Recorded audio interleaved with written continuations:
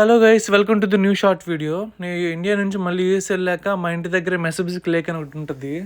అది మామూలు winter season రాకుండా ఇలా ఉండేది. చాలా బ్యూటిఫుల్గా ఉంటుంది. మనం చాలా ఎంజాయ్ చేయొచ్చు వెళ్ళా ఉంటే ఆ వ్యూస్ని, ఆ పక్షులు చాలా బాగుంటాయి. వ్యూ అంతా ఫ్రోజన్ అయిందని తెలిసి వెళ్ళాను. ఇలా ఉంది వ్యూ అయితే చాలా బాగుంది. అసలు టెంపరేచర్ మైనస్లో ఉంది. చేతులు పాకెట్స్లోంచి బయటకు తీసాలు చాలా గడ్డగట్టిపోతున్నాయి.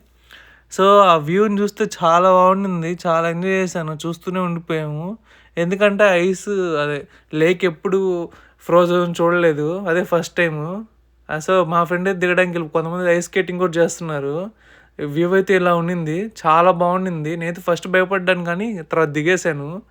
సో అస్సలుగా లేక్ మీద నడుస్తుంటే అబ్బా ఎక్స్పీరియన్సే వేరండి. మీరు ఎప్పుడైనా ఇలా ఫ్రోజన్ లేక్ మీద నడిచారు? కింద కామెంట్స్లో చెప్పండి. Thanks for watching the